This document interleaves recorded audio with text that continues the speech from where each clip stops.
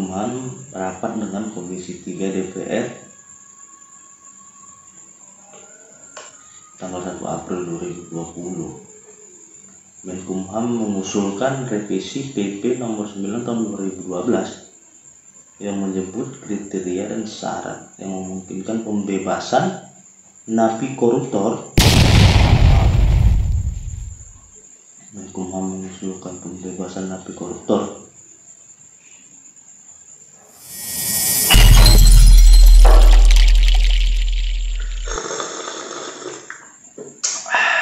Ya, jadi ini menarik yang akan saya bahas, bahwa wacana pembebasan napi koruptor di tengah wabah COVID-19 ini berhembus kencang. Bisa kita lihat di berbagai pemberitaan, reaksi-reaksi keras masyarakat menolak pembebasan atau wacana pembebasan napi koruptor yang diusulkan oleh Menteri Hukum dan HAM pada rapat dengan Komisi 3 DPR pada tanggal 1 April 2020 melalui telekonferensi.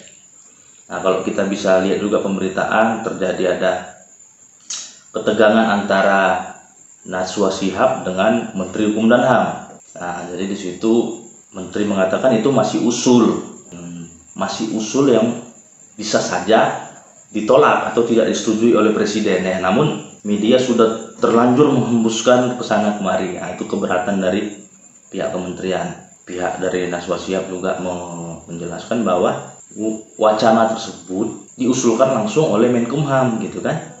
Jadi wajar saja media memberitakan hal tersebut. Jadi bukan mengharang-harang. Oke. Terlepas dari perdebatan tersebut, yang ingin saya lihat di sini, benar nggak napi koruptor dibebaskan? Terkait dengan wabah COVID ini untuk menanggulangi dan mencegah penyebaran, karena lapas kita over kapasitas.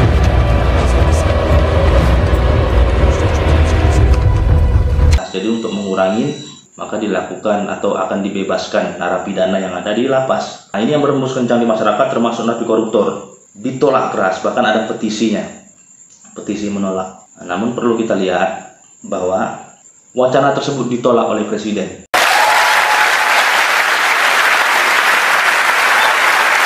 Saya hanya ingin menyampaikan bahwa mengenai napi koruptor tidak pernah kita bicarakan dalam rapat-rapat kita. Jadi mengenai PP 99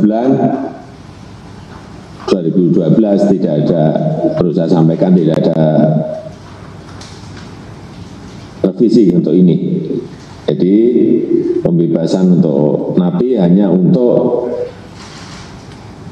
napi pidana umum.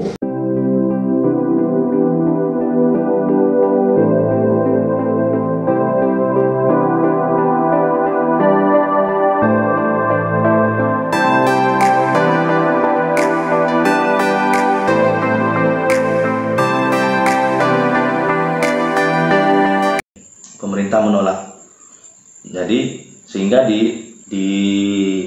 Peraturan Menteri Hukum dan HAM nomor 10 tahun 2020 tentang syarat pemberian asimilasi dan hak integrasi, kemudian keputusan Menteri nomor M.19.PK.01.04.04 tahun 2020 tentang pengeluaran dan pembebasan narapidana dan anak melalui asimilasi dan integrasi dalam rangka pencegahan dan penanggulangan penyebaran COVID-19.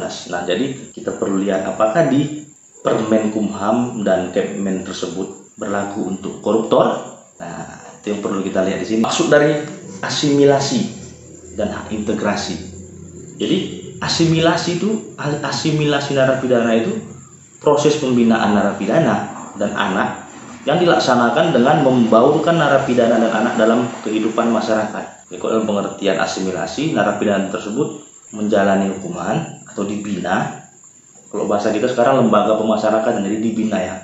Beda dengan teori pemidanaan klasik. Kalau zaman klasik dulu, teori pemidanaan itu adalah balas dendam gitu. Jadi dipenjara. Maksudnya supaya kapok, supaya jerah gitu. Jadi kalau sekarang namanya udah lembaga pemasyarakatan, jadi dia dibina agar dapat kembali ke masyarakat. Nah, jadi asimilasi ini proses pembinaannya dilaksanakan dengan membaurkan narapidana dan anak di tengah masyarakat. Berarti dia sudah dikembalikan ke masyarakat, tapi tetap dalam proses pembinaan. Jadi kalau hak integrasi itu adalah hak untuk mendapat pembebasan bersyarat, cuti menjelang bebas, dan cuti bersyarat. Nah, jadi Kepmen dan Permen dan Kepmen ini mengatur tentang ini, asimilasi dan hak integrasi. Di dalam permen tersebut, di bab 2 ya khususnya nih, pemberian asimilasi bagi narapidana yang melakukan tindak pidana selain tindak pidana terorisme, narkotika, prekursor narkotika, psikotropika, korupsi, kejahatan terhadap keamanan negara, dan kejahatan HAM berat, serta kejahatan transnasional terorganisasi, kemudian warga negara asing. Kemudian bab 3, pemberian pembebasan bersyarat, cuti menjelang bebas, dan cuti bersyarat bagi narapidana yang melakukan tindak pidana selain tindak pidana terorisme, narkotika, dan prekursor narkotika, psikotropika, korupsi, kejahatan terhadap HAM berat, kejahatan terhadap keamanan negara, serta kejahatan transnasional terorganisasi, kemudian warga negara asing. Jadi di bab 2 dan bab 3 tentang asimilasi dan bebas bersyarat atau hak integrasi tadi, bebas bersyarat, cuti menjelang bebas, serta cuti bersyarat. Di sini dikatakan selain tindak pidana, termasuk korupsi, selain daripada koruptor. Jadi benar saja kalau pemerintah menolak, kalau pemerintah tidak memberikan asimilasi dan integrasi ini kepada pelaku tindak pidana korupsi. Jadi kalau dikatakan koruptor akan dibebaskan, salah. Jadi koruptor tetap di dalam.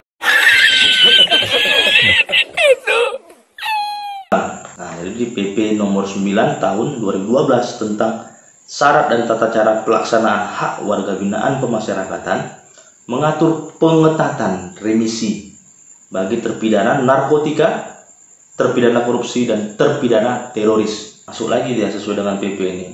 Terpidana narkotika, terpidana korupsi, terpidana teroris tadi di Permen nomor 10 tahun 2020 dan di keputusan Menteri, para terpidana narkotika, terpidana korupsi, dan terpidana teroris tidak mendapat asimilasi dan integrasi di tengah wabah COVID-19 ini. Saya juga dalam mengutip pemberitaan surat edaran Direktur Jenderal Pemasyarakatan Dirjenpas nomor 497 tahun 2020 itu tentang yang sama dengan Kepmen tadi. Jadi di situ ketentuannya ada, pertama, narapidana yang 2/3 masa pidananya jatuh sampai dengan tanggal 31 Desember 2020 ini, tahun ini.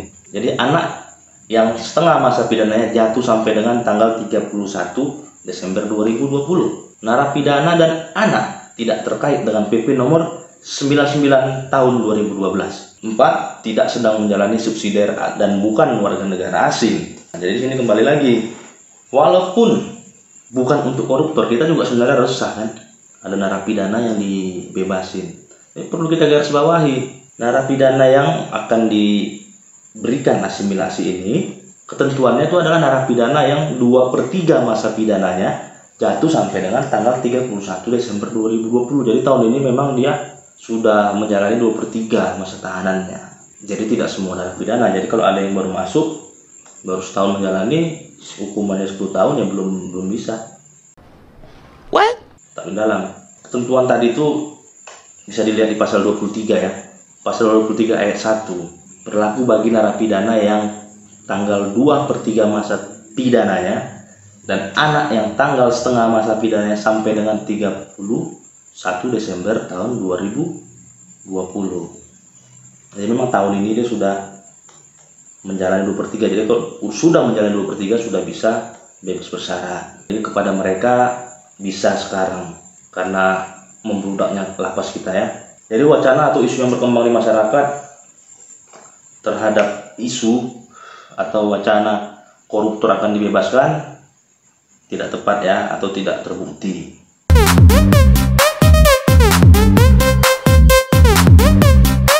Jadi koruptor tidak mendapatkan apa-apa. Jadi koruptor tidak akan dibebaskan.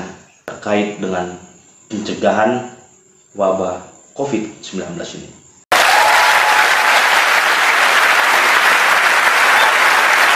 Jadi sudah bisalah kita sudahinlah penolakan-penolakan, tanda tangan petisi dan sebagainya terkait dengan napi koruptor akan dibebaskan. Tidak benar ya.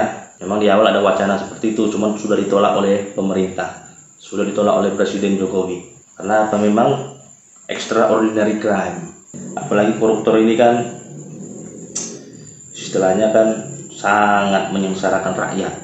Jadi memang sejak awal kita berkomitmen untuk memerangi tindak pidana korupsi, memerangi narkotika juga, memerangi terorisme juga. Jadi para narapidana yang terkait dengan tindak pidana korupsi, tindak pidana terorisme maupun tindak pidana narkotika sudah selayaknya tidak usah dikasih keringanan apapun. Nggak perlu hak asasi mereka dipikirkan, karena mereka telah melanggar hak asasi seluruh rakyat Indonesia.